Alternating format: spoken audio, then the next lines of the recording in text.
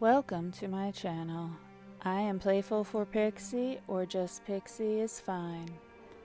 This is the start of a long-term project to draw every playable champion in the team-based MOBA game League of Legends and its multiverse of characters.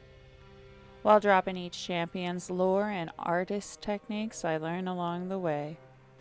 The materials I am using today are gallery oil pastels, 48 counts, a multimedia sketch pad, my fingers, and the back of a paintbrush for both blending. The champion we begin with is Alistar the Minotaur, one of the first 17 combatants released for the game in 2009. A melee support or vanguard, an offensive tank whose position is the bottom lane next to the ADC. His gameplay is easy enough to understand and I enjoyed playing him. Might have to do with the fact that I am a support main currently. Backstory Inbound. Many civilizations resisted Noxus, but none as long as the clans of the Great Barrier Mountains.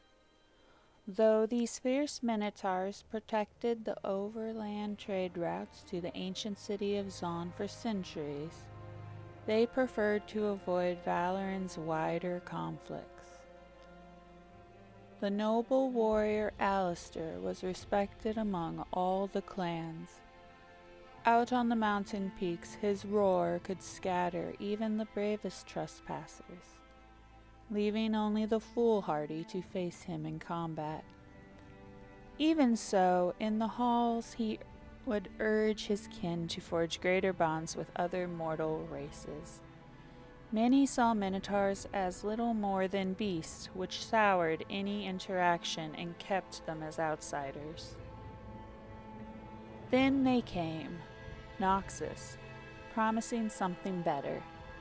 Their emissary, the matriarch of House Tywin, claimed that the Empire was poised to take Basilge, a coastal city to the east, pledging that they would not do so without the support of the great clans of the mountains, calling for parley on neutral ground.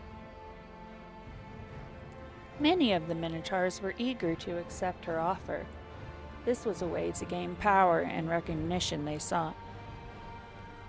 But Alistar remained skeptical. He had encountered many Noxian scouts in the recent years, and knew them to be a deceitful and cunning people.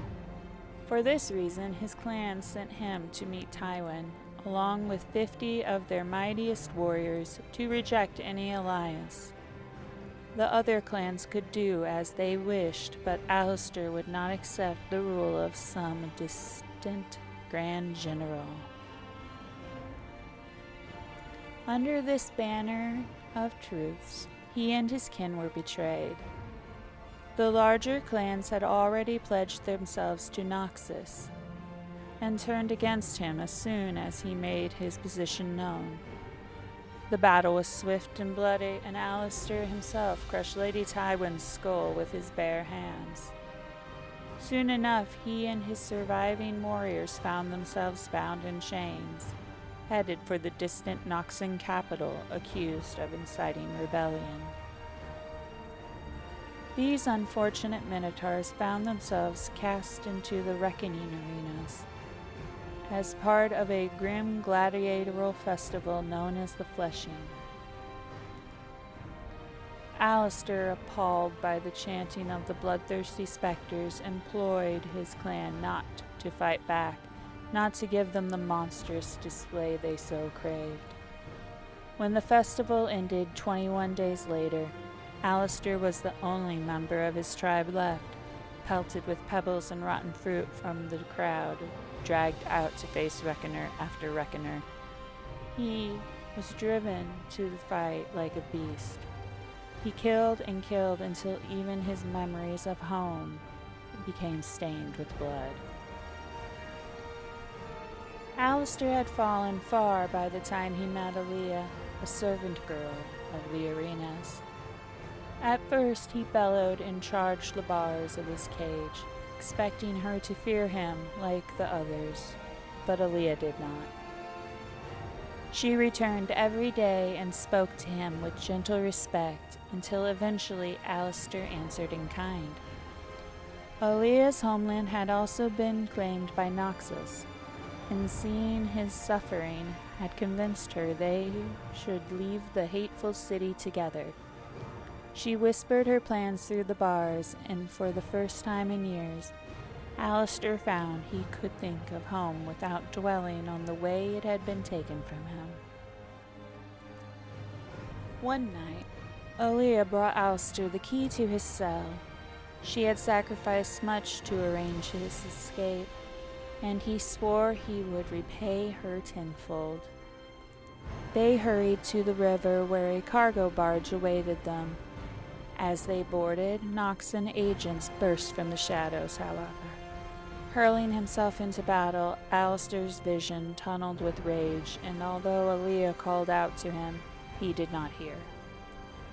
By the time Alistar had slain their attackers, the boat was gone and Aaliyah with it. So he fled south on foot instead, in search everywhere of the servant girl. Had she been captured, killed? It seemed there were no clues left to find. Weeks later, a political coup shook the empire to its dark foundation, and the arena Minotaur's escape was forgotten. As I draw each champion, I will be learning the lore myself. I wonder if I will find out what political coup shook the empire. Alistar now travels alone, as quietly and anonymously as he can, for a giant purple Minotaur, encouraging resistance in Noxan-held territories and fighting on behalf of the downtrodden and the abused. Only when he has cleared the shame from his heart, repaying every cruelty and every kindness, will Alistar return to the mountains and leave his rage behind. And in every city he passes, he asks after Aaliyah.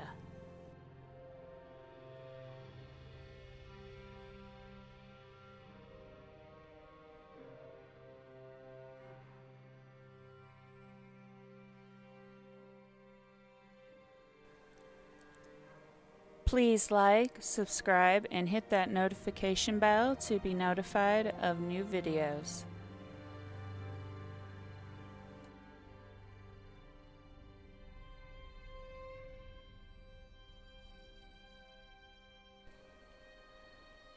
This video will have a part 2, for I am still learning the editing tools. I apologize for this, and I hope you enjoy the rest of this video. Have a great day.